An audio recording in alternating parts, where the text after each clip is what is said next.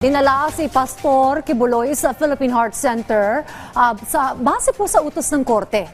Ito ay matapos magreklamo ng chest discomfort kamakailan. Yan ang ulat ni Ryan Live. Ryan? Dayan, sumailalim na nga sa iba't ibang medical procedure si Pastor Apollo Kibuloy, kabilang yung 2D echo at yung stress test. At kasalukuyan siyang nananatili ngayon dyan sa Philippine Heart Center matapos nga siyang makaranas ng paninikip ng dibdib nitong nakaraang linggo. Ayon naman sa Philippine National Police, sa mga oras na to or ngayong araw Dayan, base sa nakuha nalang impormasyon, nananatili ng maayos ang kondisyon ni Pastor Kibuloy. Kinumpirma ng Philippine National Police o PNP na naka-medical furlough ngayon ang nakakulong na si Pastor Apollo Kibuloy.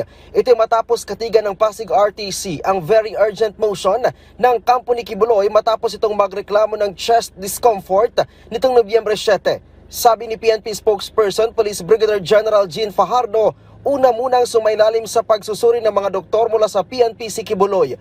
Paliwanag ni Fajardo, walang kagamitan ng PNP General Hospital para sa ilang pagsusuring gagawin kay Kibuloy, kaya't sa Philippine Heart Center ito dinala base sa utos ng korte. Lumabas po doon sa medical examination na kinondak po ng health service ay meron po siyang irregular heartbeat that may be considered as life-threatening. So, ang kanilang recommendation po ay ma-check po siya further to check kung ito bang kanyang kino-complaint na pagsisikip po ng dibdib ay maaari pong could lead to a more serious case. Pasado alas 7 nitong Nobyembre 8 nang isugod sa Philippine Heart Center si Kibuloy. Hindi pa masabi ng PNP kung ano ang dahilan ng irregular heartbeat ni Kibuloy, lalo pat araw-araw naman daw itong nag-a-avail ng kanyang sunning time mula alas 8 hanggang alas 9 ng umaga. Just to make sure po na hindi po malalagay sa alanganin po yung kanyang buhay po at yung kanyang medical condition po ay minarapat po. So nag-undergo po siya doon ng further tests like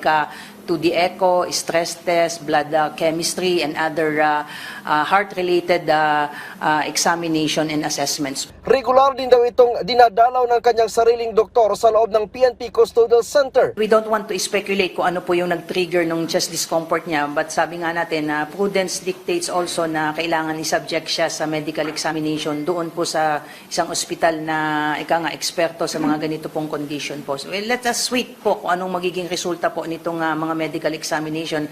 Like I said, the doctors have to take into consideration yung previous medical procedures done to him. Nananatili lang daw si Kibuloy sa isang regular na kwarto at bantay sarado ng mga pulis. Hindi din daw maring makapamili ng doktor si Kibuloy na maring magsuri sa kanya.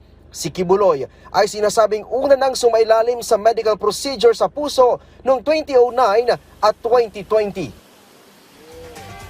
Dayan, batay dun sa unang motion na inaprubahan ng Pasig Regional Trial Court, hanggang ngayong araw lang sana mananatili dyan sa Philippine Heart Center si Pastor Apollo Kibuloy matapos nga sumailalim sa iba't ibang medical procedure. Pero kaninang umaga, pasado alas 11 ng umaga, nang makatanggap daw yung Philippine National Police ng kautusan mula sa korte na pinapahilintulutan si Pastor Kibuloy na magkaroon ng extension dyan sa Philippine Heart Center para ipagpatuloy pa yung iba't ibang mga medical procedure na gagawin sa kanya para matiyak at malaman kung ano talaga yung karamdaman ni Pastor Kibuloy. Kung kaya't sa November 16, alas 5 ng hapon pa, ibabalik dito sa Campo Crame si Pastor Kibuloy. Dayan. Maraming salamat, Ryan Lesigas.